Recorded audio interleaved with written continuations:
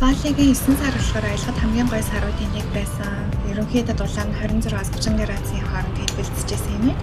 За тэгээд хамгийн ихэнд очсон газар маань болохоор Ubud гэдэг хэсэгт очсон байгаа. Ubud нь болохоор яг Балигийнхаа яг дунд хэсэгт байрлалдаг.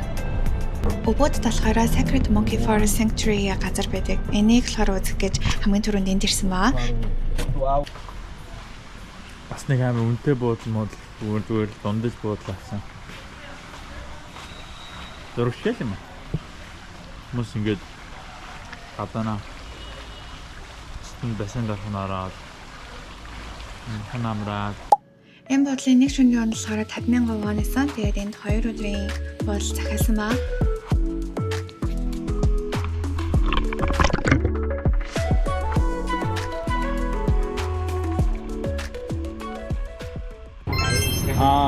Усан дорцоод хувцас салжаад одоо Monkey Forest руу явж байна. Яг манай буудлыг хажууд нь байдаг болохоор шууд яваад орчих. Monkey Forest руу захиалсан буудал хөрлөг алхахад ердөө 5 майл зарцуулагдчихлээ. Тэгээд үүдэн дээрээс нь очоод тиктэй аваад шууд орох боломжтой. Биш.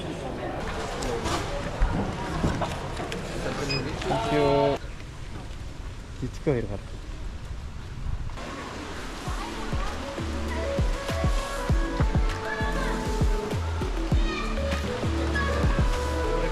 Юу. За. Ишийг жоо. Тэр нөгөөд сууж. За хоёр тодорхойлохоор Mount Bator гээд Jeepтэй туур явсан байгаа. Тэгээд энэ болохоор 2 хүний 120,000 вон төлөөд явсан. Тэгээд уулын доод билээс болохоор оргил хүртлээ Jeep-ээр өсөөд тэгээд хүмүүстэйгээ гоё нар мандахыг хамтдаа хүлээнгээ зураг авуулаад бичлэг хийх боломжтой ийм аялал байсан. За тэгээд нар мандах мөч бол үнэхээр гоё харагддаг яг энэ дээрээс. Тэгээд Jeep-тэйгээ буцаад уулаасаа боонга Балигийн иргэн тойрныг ингээд харах боломжтой. Дараагийн Ubud хэсэгт очсон газар гэвэл Ubud Palace байгаа. Ubud Palace нь болохоор хааны орт юм байлээ 19-р зуунд баригдсан. Тэгээд хүмүүс болохоор Ubud-ийн хаяг төвд байрлалтай маш ойрхон учраас их очдог. Тэгээд очиод харах юм бол алтан чимгэлтэй халаа, янз бүрийн сэлбэрүүдийг үзэх боломжтой. Тэгээд оройн цагаараас очих юм бол Балигийн уламжлалт бүжгийг бас шууд үзэх боломжтой гэдэм байлээ. Тэгээд мэдээж хэрэг үнэгүй байсан. За дараагийн газар болохоор Rice Terrace-аараа алдартай Алаас харин Бали гэдэг газар байгаа. Энэ газар болохоор одоо энэ хайг харагдаж байгаа свингер алдартай. Тэгээ дээрэс нь Instagram-ын фотоспотуудаар амар алдартай газар илээ. Тэгээ орохдоо нэг хүний 50,000 рупиа өгч заавал орд юм байлээ. Тэгээ мэдээж хэрэг Балигийн хамгийн синематик зураг гарах боломжтой хэсэг. За дараа нь болохоор бид хоёр Бали арлынхаа Сонор бомтоос гараад Гилитраманган гэж жижиг арал руу явсан маа. Ийшээ болохоор усан онгоцоор 3 цаг явсан. Тэгээд 2 хүний тикет нэлээд 78,000 воноор явсан.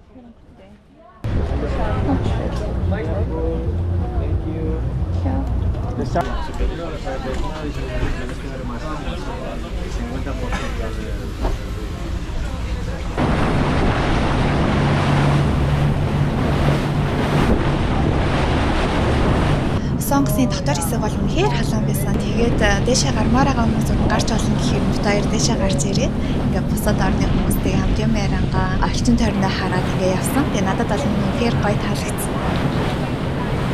За тэгээ 3 цаг явсны эзэс Гилитрамангангийн арал дээр ирсэн ба. Энэ арлын онцлог гэх юм бол машин бицикл ерөөсөө явдгүй юм байлээ. Тэгээ зөвхөн дугуй юм мөрөн дэргээр явж болно. Тэгээд энэ арлыг бүтэн дороход цаг 30 минут л зарцуулагддаг. Айгаа цэвэрхэн бодлогсон байна. За тэгээ бид хоёр болохоор яг аялал жуулчлалын оргил үеэр нь явж байгаа учраас энэ буудлын үн 2 шөнийн нийт 183,000 вон болсон юм байна.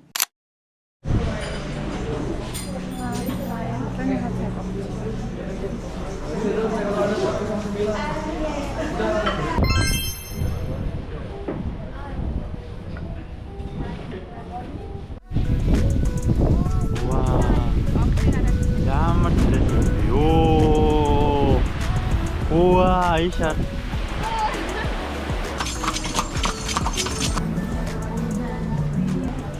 дараа өдөр нь болохоор бид хоёр Глитер Хаванганы хажууд байсан Гилимена арал руу снорклинг хийрсэн байгаа. Тэгээд далайн гүнд 4 метрийн доор 48 өний ингээ баримлыг байршуулсан юм уран бүтээлүүд юм лээ. Тэгээд энийг үзгээр явсан.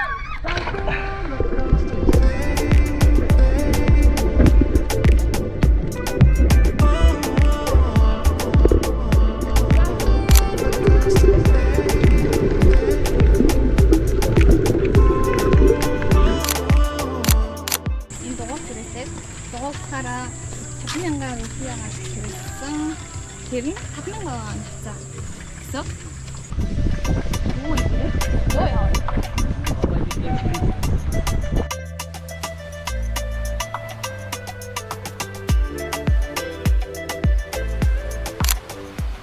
За тэгээд бид хоёр Гили арал дээрээ 3 хоног өнгөрөөчөөд доошоо Нусапины дарал руу сонгоцоор ирсэн ба.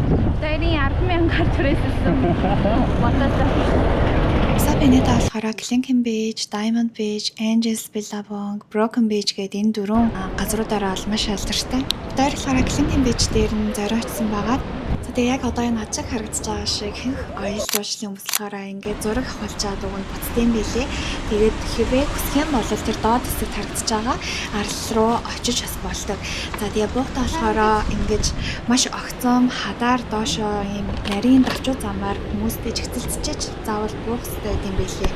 За тэгээд хэрвээ ийшээ бууя гэж бодож байгаа бол заавал пүүцтэй буухыг зөвлөж जैन. Тэгээд өглөө эрт очиж доошоо буухыг бас зөвлөмөр байна. Бид хоёрын хувьд болохоор өдөр 12-г очсон учраас амар наран цохолж амар их ядарч иж боосон ийшээ.